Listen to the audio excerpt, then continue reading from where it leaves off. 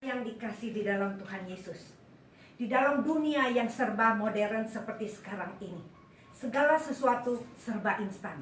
Ada mie instan, ada bubur instan, dan ada kopi instan, dan sebagainya.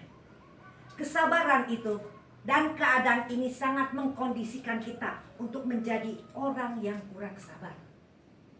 Saudara tuh yang dikasih dalam Tuhan, kesabaran itu sangat penting dan mutlak dimiliki oleh setiap kita. Mengapa demikian? Sebagian dari saudara pasti sudah mengetahui jawabannya.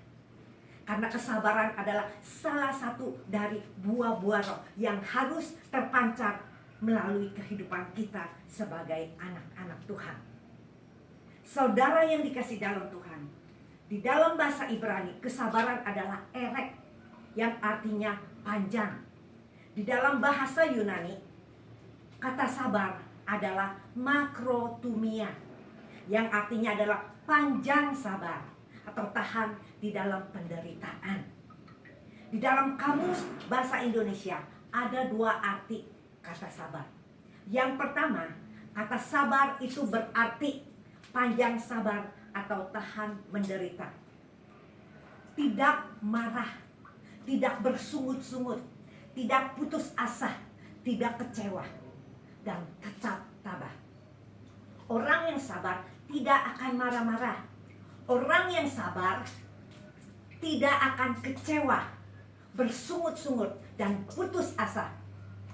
Tetapi orang yang sabar, dia akan tetap tabah di dalam menghadapi setiap persoalan yang terjadi di dalam hidupnya. Saudara, yang kedua, kata sabar itu berarti tenang di dalam pikiran dan di dalam hati. Tidak tergesa-gesa dan tidak terburu-buru.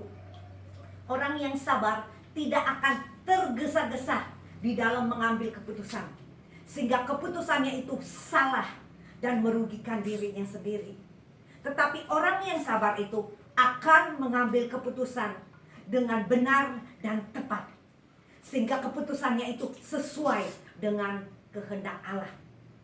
Saudara yang dikasih dalam Tuhan, mengapa Allah menginginkan setiap kita untuk menjadi sabar? Ada beberapa alasan, saudara. Yang pertama, karena Allah itu sendiri adalah Allah yang panjang sabar. Kesabaran Allah itu unlimited, tidak terbatas.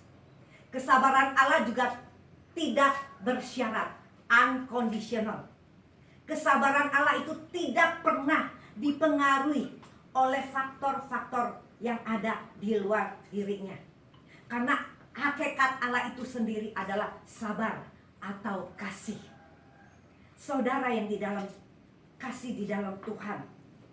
Yang kedua, saudara, kesabaran Allah ini bisa kita lihat telah ditunjukkan melalui kehidupan anaknya Tuhan Yesus Kristus, di mana Tuhan Yesus tetap sabar meskipun dia dihina, diolok, dihujat, dikhianati oleh muridnya Yudas, bahkan dia ditolak oleh bangsanya sendiri.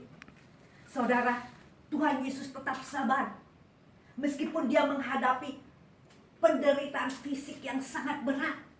Tubuhnya hancur karena dicambuk. Dan dia tetap sabar ketika dia harus memikul salib yang berat.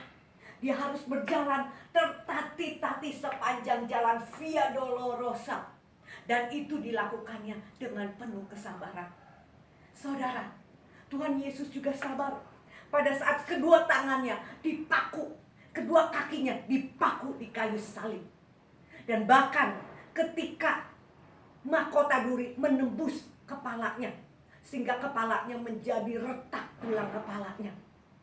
Dia juga tetap sabar, saudara, ketika dia harus tergantung di kayu salib dan mati untuk menebus dosa saudara dan saya. Bahkan Tuhan Yesus menunjukkan kesabaran yang luar biasa pada saat dia berdoa kepada Bapaknya dan meminta agar Bapaknya itu mengampuni orang-orang yang telah menyalibkan dirinya. Dan dia berkata, Bapa, ampunilah mereka, karena mereka tidak tahu apa yang mereka perbuat. Saudara, kesabaran Tuhan Yesus itu sangat luar biasa. Alasan yang kedua, saudara, mengapa Tuhan menginginkan setiap kita menjadi sabar. Yang kedua, saudara, pencobaan-pencobaan yang kita alami itu adalah pencobaan-pencobaan yang biasa dan tidak akan melebihi kekuatan kita. Dan apabila kita dicobai, Dia akan memberikan kita jalan keluar sehingga kita dapat menanggungnya. Saudara, Allah itu adalah Allah yang Immanuel.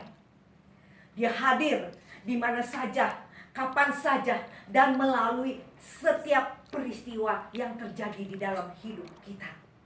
Saudara, kehadiran Allah itu di mana-mana. Dan Allah telah berjanji bahwa Dia akan menyertai kita sampai kepada kesudahan zaman. Dan Dia sekali-kali tidak akan meninggalkan kita sendirian. Saudara, alasan yang ketiga, mengapa Allah menginginkan agar setiap kita itu tetap sabar. Yang ketiga adalah karena saudara, tidak ada yang kekal di dalam dunia ini. Segala sesuatu itu, saudara, ada masanya. Segala sesuatu di dunia ini ada waktunya. Ada waktu untuk lahir dan ada waktu untuk mati. Ada waktu untuk bersuka cita dan ada waktu untuk berduka cita. Ada waktu untuk tertawa dan juga ada waktu untuk menangis. Saudara, kesabaran itu sangat langka. Dan untuk menjadi sabar itu, saudara, tidak mudah. Tidak semudah membalikkan telapak tangan. Kesabaran tidak terbangun di dalam waktu semalam. Kesabaran juga bukan merupakan hasil jawaban doa secara ajaib, spektakuler, dan secara mistis. Kesabaran itu adalah merupakan hasil dari pergumulan hidup yang dipimpin oleh Roh Kudus setiap hari. Saudara yang dikasih dalam Tuhan, di dalam Roma pasal 8 ayat 28, firman Tuhan mengatakan, Allah turut bekerja sama di dalam segala sesuatu untuk mendatangkan kebaikan bagi semua orang yang mengasihi Dia, yaitu bagi orang-orang yang terpanggil sesuai dengan rencananya. Saudara, tidak ada segala sesuatu yang terjadi di bumi ini di luar kontrol Allah atau kendali Allah. Semua peristiwa yang terjadi di dalam hidup kita ini atas seizin Tuhan dan atas perkenanan Tuhan. Saudara, Tuhan mempunyai rencana yang indah di dalam mengizinkan setiap peristiwa itu terjadi di dalam hidup kita ini. Rencana indah Tuhan itu adalah proses pembentukan agar kita semua menjadi sempurna seperti Bapa di surga, yaitu serupa dengan Tuhan Yesus. Saudara, hasil daripada proses pembentukan ini, saudara, itu tergantung dari masing-masing kita individu. Bagaimana respon kita pada saat kita menghadapi kesusahan, penderitaan di dalam hidup kita.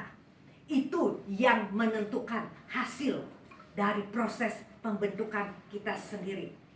Saudara, ada bagian-bagian atau wilayah di dalam diri Allah yang kita tidak mampu untuk melakukannya.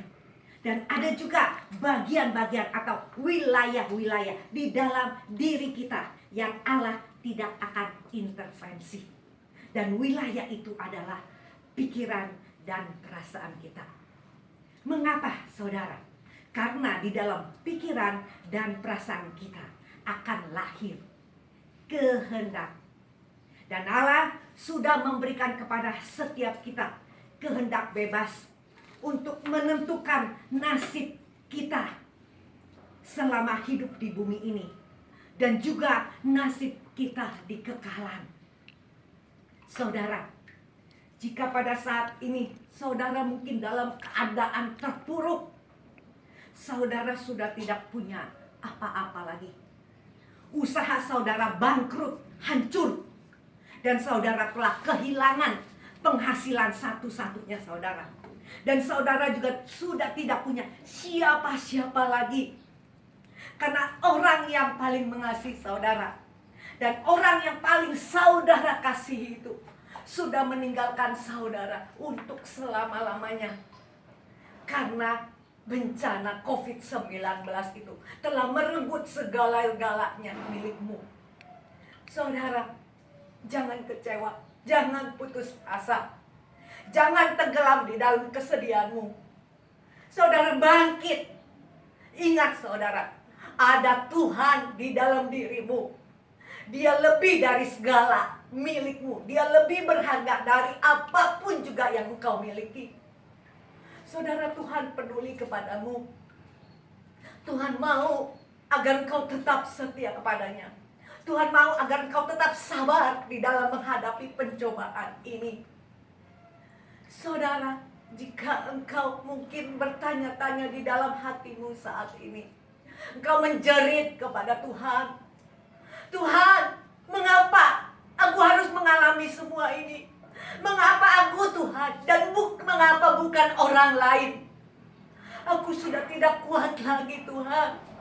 Aku sudah tidak tahu apa yang harus aku lakukan. Aku sedih Tuhan. Aku sudah kehilangan sandaran pegangan di dalam hidupku ini. Saudara, jika demikian keadaanmu saat ini, saudara, Tuhan ingin engkau tetap sabar. Mari saudara, dengarkan pujian ini. Saya percaya pujian ini akan menghibur engkau. Saya percaya pujian ini akan menguatkan engkau dan akan memampukan engkau untuk bangkit kembali berjalan di dalam Tuhan. Saudara, dengarkan pujian ini. Sabar dalam susah dukamu. Sabar, Tuhan ada sertamu. Sabar, sabar, Tuhan besertamu.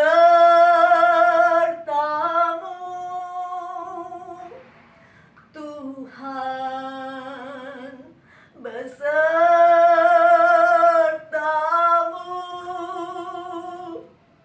Saudara, mari bangkit. Datang kepada Yesus. Hampiri Dia dan jalin hubungan yang intim dengan Dia. Saya percaya saudara, di dalam hadiratnya yang kudus, engkau pasti akan mendapat kekuatan yang baru. Engkau pasti akan merasakan kasih-Nya mengalir, melingkupi seluruh hidupmu, yang akan memampukan engkau untuk bangkit, berdiri kembali, berjalan, menjalani kehidupan ini.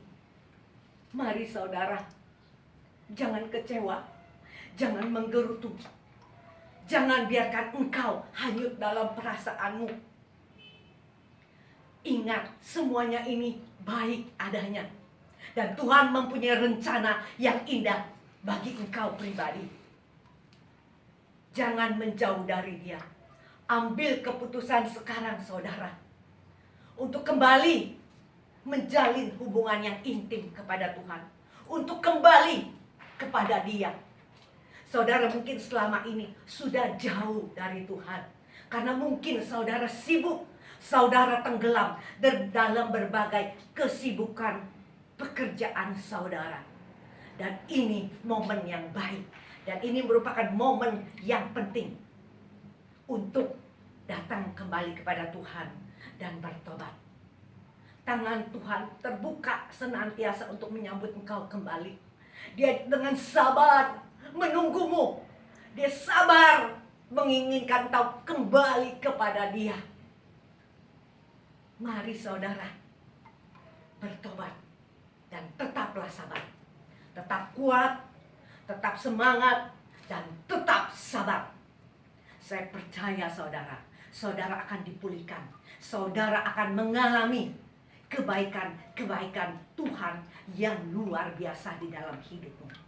Biarlah lewat pencobaan ini saudara boleh menjadi berkat bagi orang-orang yang mengalami peristiwa yang sama dengan saudara.